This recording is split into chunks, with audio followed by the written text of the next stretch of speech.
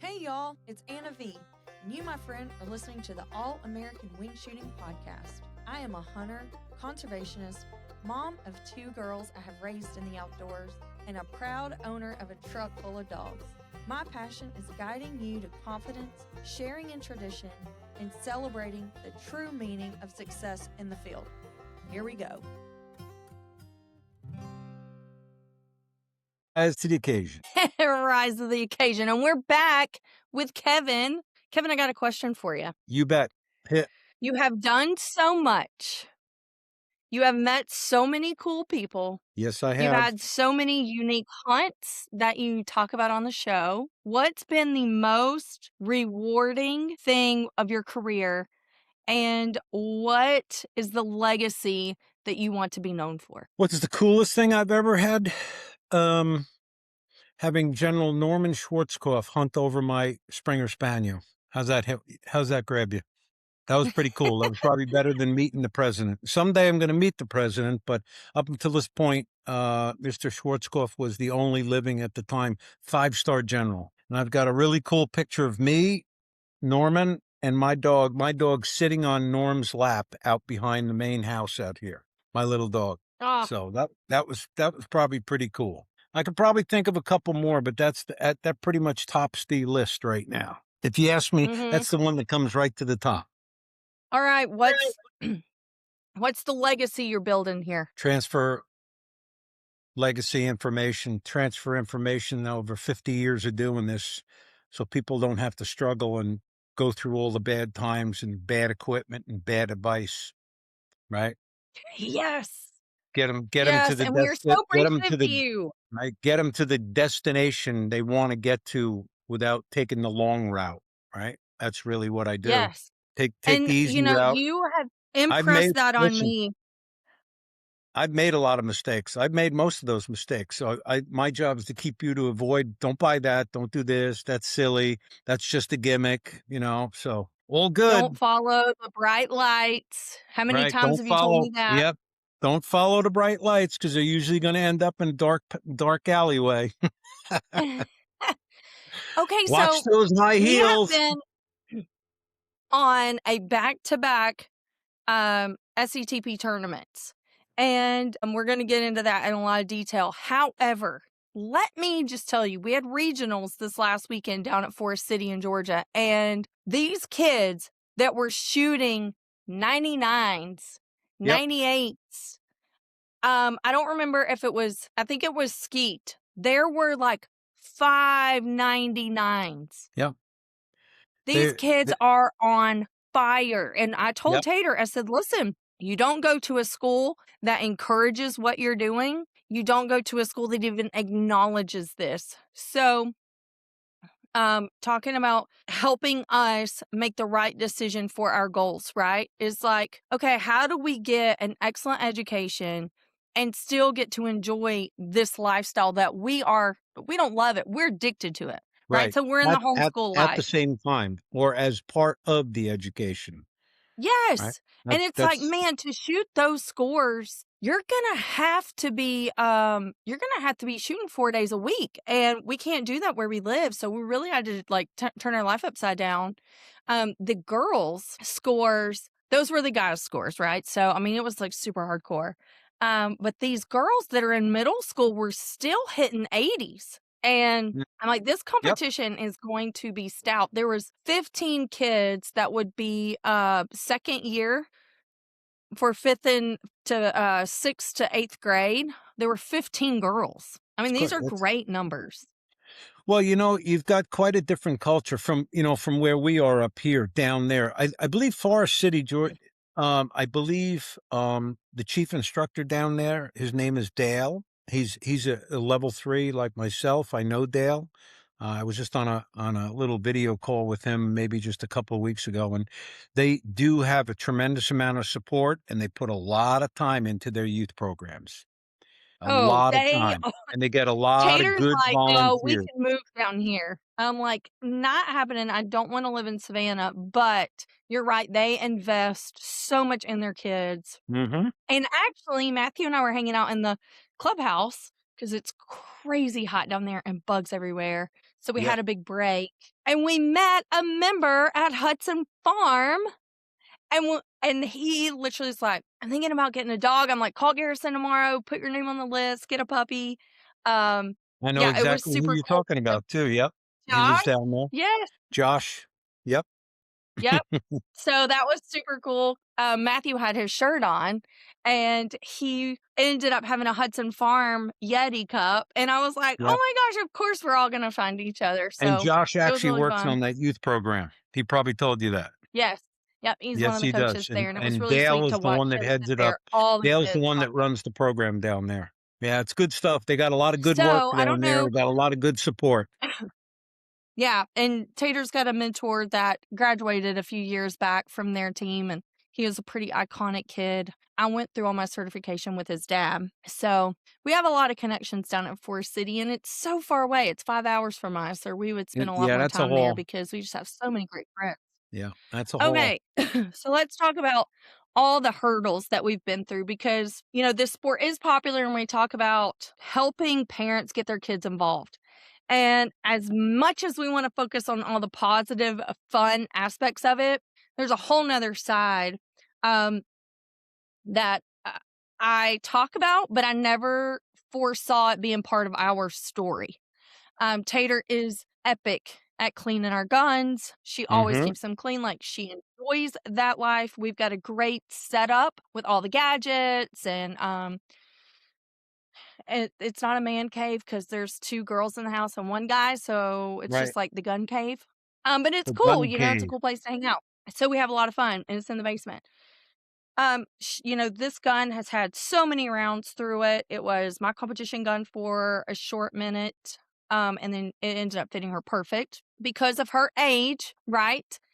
She's 12. She's about to get into a huge growth spurt. So investing in something super custom wasn't the time. Building up, a slew of backup plans. It's, Yep. we know this is going to change, right? So we're not as prepared as I would be for myself because life's changing. So she has a really good friend who builds an amazing product, and we have shot his products all over. So I don't want it to sound like it was a defect thing. We're going back with the same stuff. But her choke during trap, which is so weird that it was during trap, right? Came loose, and she had already shot 1 round of something, and then we went into trap, I think in the afternoon, or we shot in afternoon, and then the next morning we shot trap is what happened. Halfway through her trap, she pulled the trigger and it sounded weird to her. Yeah. I had my electronics in. But you knew something I don't didn't think I sound had them right. on. Yeah, I don't think I had my electronics on. And Mhm. let me tell you this, at CTP, we're working with a lot of volunteers, Yep. okay? So the lady that was taking score was not educated to look out for things like this.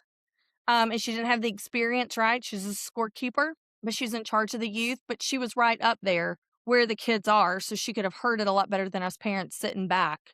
But luckily we had one of our collegiate kids in the station next to her, and he looked over at her like, hey, that wasn't right. She looked at her barrel and it had bubbled. And it had a bulge. Yes, it had a Okay. bulge. And what did the choke look like? I bet you that you had a little issue with the choke. Look at this sucker. So what happened there is you can clean your gun and you can clean your choke, but at the base of where the choke screws in, if that choke comes a little loose for a created period of time, carbon starts to build up on that shoulder. And she'll tighten the choke, but it'll keep building up, and she's tightening the choke down on a carbon ring. And what happens is that carbon ring builds up to a point where you tighten the choke, and within a couple of shots, the choke comes loose.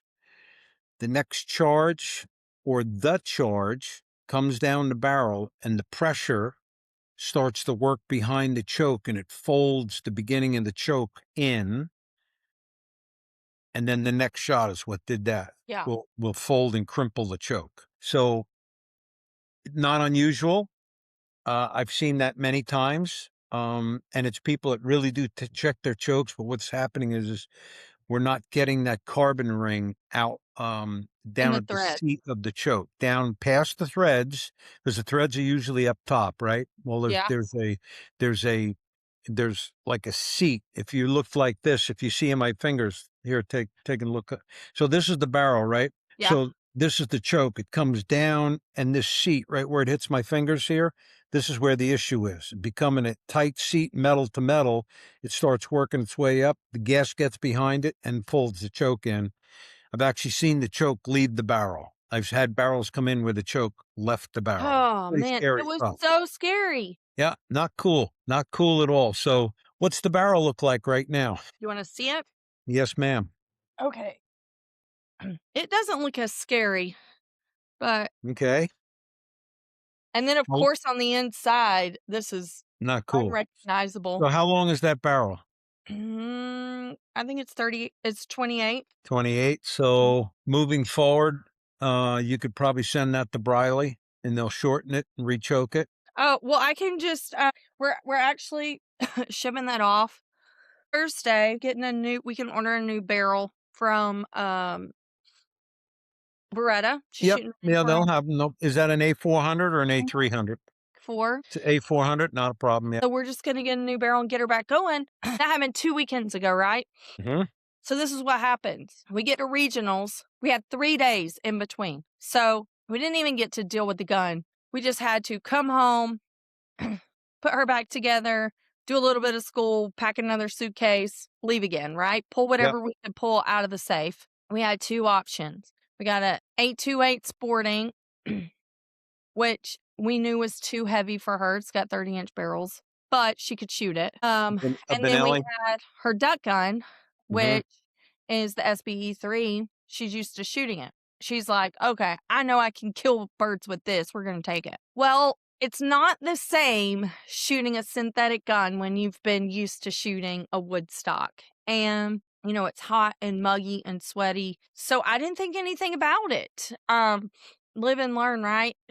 The synthetic stock with her grip just ate her palm of her hand. And so then she ended up with all these blisters. They ended up popping. Her whole palm of her hand was swollen. So we're out there like wrapping her hand. Wrapping her up like the true prize fighter she is. Yeah. Right? Yes. And it was Taping just up like, her hands so she can get back in the game. halfway through. I mean, this is 3 days of competition with the best of the best. I mean, they're shooting killer scores. And last year she won regionals. And it's like, okay, you and I focus on middle management. Like that's our thing.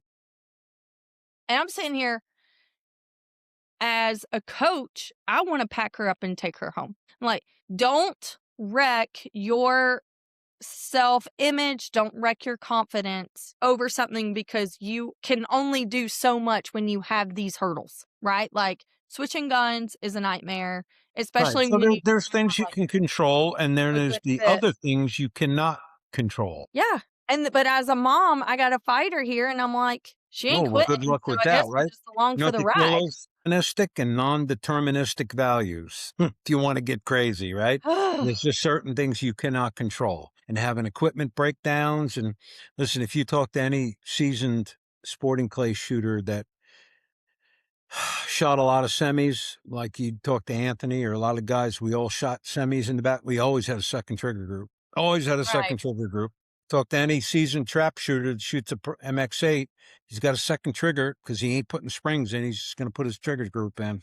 So they're prepared, right? Because they know that's a probability, and I can control that probability of I can break a leaf spring, but I am prepared to change it out and get back in the game. Right. In control. But they're also adults. You know, I mean, I guess we could walk around with an extra barrel, but my gosh, like you just don't think about this actually happening to you. Yep. When you take precautions to avoid them, you know? Yeah. How much choke is she shooting in the gun? Oh, she was shooting trap or skeet? She was shooting trap. Trap. How many thousandths constriction was she using? Well, this was a 3, so she was shooting it's equal to a skeet choke. She's on a different system. I don't know what it is. Equal to it. What? Whose choke was that? Rob Roberts. Okay, and it's a 3. So, anyways, we're shipping everything to him, and she's gonna have this really cool tricked out gun now. Okay. But yeah, everything works out, and we learned some big lessons. We found our silver linings. We turned it all into good. And she is praying for a growth spurt because she's ready to go over under route and have a backup. And I'm like, you're probably going to be 16 by the time that all happens when you Right. can actually be like super prepared. Yeah, if she's about ready for a growth spurt, now is not the time to get involved with an adult gun with her unless we have unlimited finances. Yeah, I mean, it'll just change. It'll just keep changing. Yeah, she's going to be growing. The stock ain't going to be right. It's just just keep her in what she's want until she outgrows it. How tall is she now? For what? Probably about 5 foot. Just about 5 feet. Okay. Mm-hmm. What do you? How tall you think she'll be? Her sister's just like me too, so probably about 5'4", 5'5". Okay. You're bringing her to Hudson Farm in a month or two, right? We don't have our dates scheduled for the summer, but we need to make them. Yes, we do. So if you bring her up, I'll put her in a couple of items that might work. We'll take a look at that.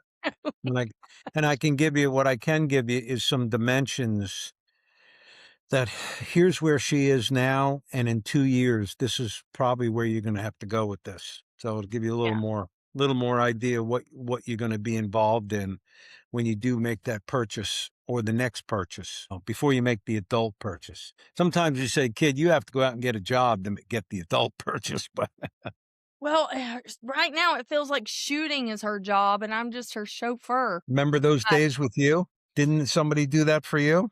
No, I didn't pick up a gun until I was 35. I was driving myself, paying my way. Okay. But she was like 2. So like right before she turned 2, she started going. So I was hauling her with me to practice every day.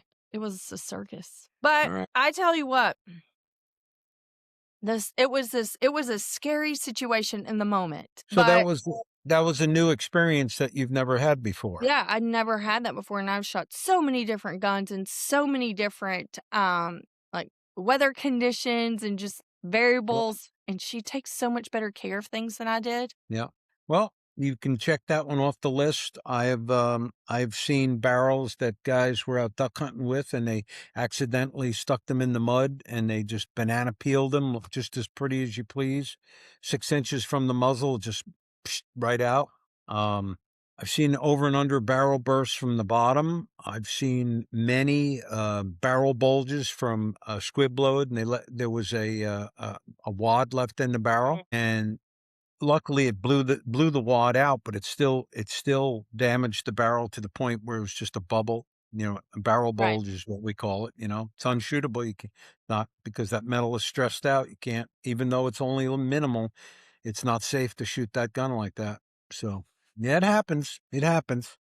We all just pray that nobody gets hurt, and it's a learning experience, and you chalk it up, and you're a little wiser after that. Yes, and it's one of those things that you definitely want to have the conversations with the kids. Because we all paid attention. We were all watching. But if somebody hadn't looked at her, I don't know that she would have recognized exactly what had happened, and she would have shot it again. Right.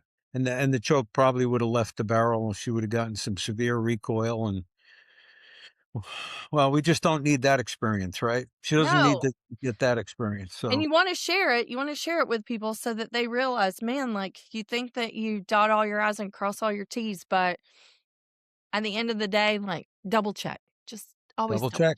Double check. That's right. Double check. Tight. Don't kill the choke in there, but get it in snug. Make sure it's bottomed out. Make sure that carbon ring is out of there. And you can put a great little tool, get a little pen light, and you get right, and you can see it. You can see the carbon down there. And sometimes you have to put, get some hoppies or whatever solvent you like, and just lay it in there overnight. Use a bronze brush on a drill, right? Yeah. And just scrape it out. You'd be surprised how much of it'll come out. So. Okay, so how often should we be checking our chokes? I noticed at regional, she shot trap Sunday morning before we came home, and I feel like she checked her choke after every shot. She didn't do it on the range, like when we were out on the course and sporting clay, super sporting, all that stuff, like put her back where has time to think, Right. start You checking see her. her over there. Is she putting a wrench on it or just using her hand? It's just her hand. Just her hand, There's yeah. not a notch for it. Mm-hmm. You know, when they're cleaning and they're installed, installed properly, well lubricated, they really shouldn't loosen up. But I think the carbon ring is the culprit here. Yeah. And if they're installed properly with the proper torque on them, they're usually pretty good for quite a few rounds. I am not a choke changer. I've got Briley thin walls in my Parazzi that have been custom honed by Kenny Eister, and I have Teagues in my Zoli that are again done by Eister, finished off with them. And the only the only time I take those chokes out is when I'm doing a very in-depth cleaning on my barrels, maybe once every 2 weeks. If I'm shooting a lot, if I shot 1,000 rounds in the past 2 weeks, I'll pull the chokes out and really go over them, grease them, put them back in, and that's pretty much it. But other than that, I really have never had any issues with them backing out at all. So, but Yeah, so I'm and shooting the and I same haven't gun. had that either. So I think what you're talking about with the carbon ring is pretty much exactly what happened because I've not been checking her barrel when she cleaned her gun. I just know she cleaned her gun, right?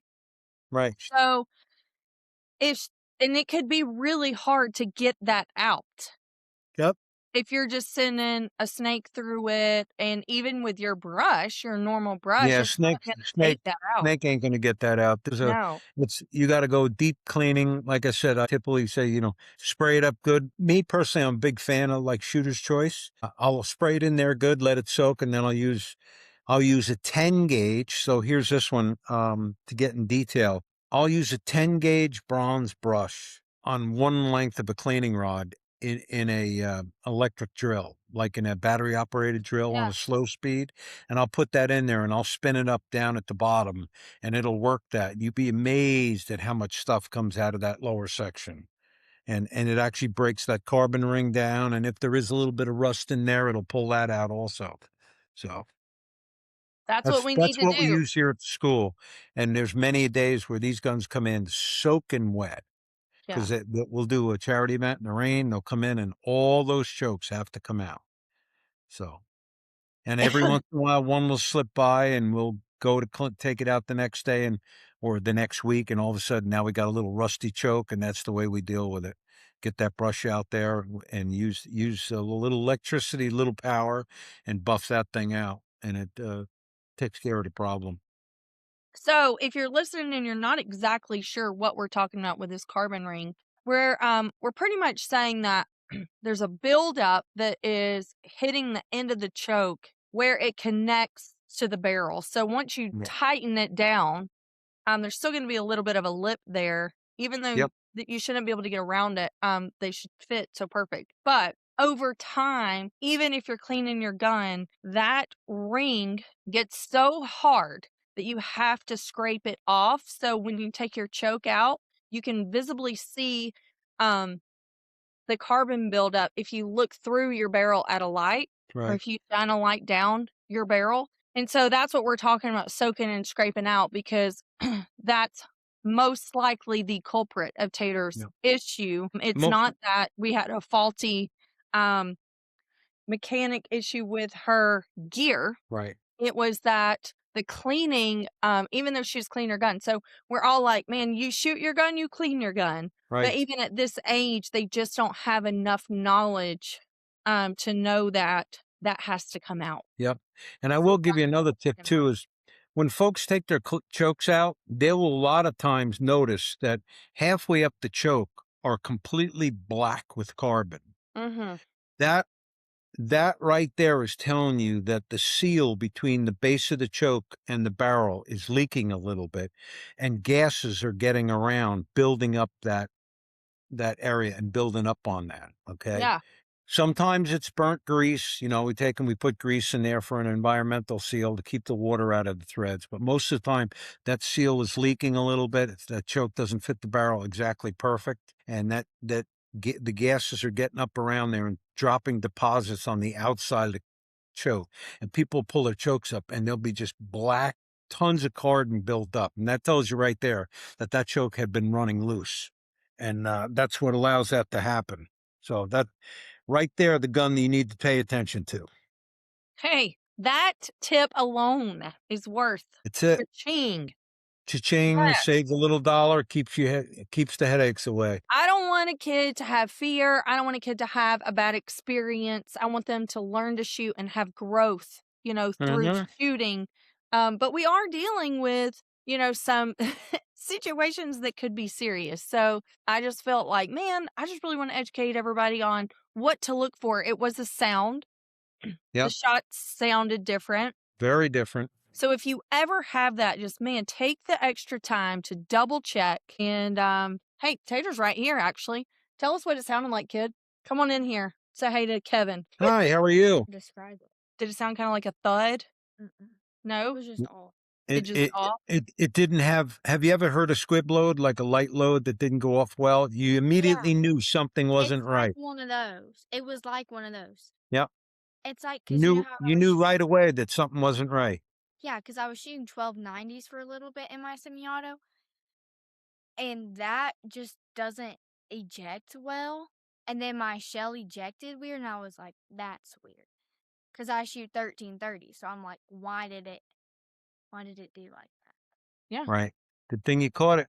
Good thing you caught it, man. So, new barrel in your life. New barrel coming your way. Yep, she's getting a new custom button, trigger work, and some Ooh. Cerakote barrels. She's getting all tricked out. Okay, that's cool. Yeah. Moving forward with Now that. she's off to Guitar Land. Yeah, well, that's all Yeah. right. Half Yeah, on she this, set up half her on that. guitar. Well, thanks for all the insight. Yep. I'm gonna have her listen to this. We're gonna go through her barrels with all the guns. We're gonna check everything because so many times we just pull one out, right, and take it and go. So I'm gonna go make sure that we don't have any of these issues. And you will have my side-by-side in your shop next week. Yeah, I hear will it's on its arrive. way, so that's Yeah. good. I'm looking forward to seeing that, seeing what's up with that. So that's good. When she comes up, when you finally get a date and you come up, I'll sit down with her for an hour and I'll show her some quick tricks on how to keep that auto running smooth and with the chokes and all the other good stuff. So I'd be happy Thank to you. spend time with her. All right, y'all. If anybody listening needs help with your kiddo, has any further questions about safety, please don't hesitate to reach out to us. We are always available. Yep. AnnaVOutdoors _ on Instagram, or email me directly at AnnaVOutdoors.com. That's it. Boom.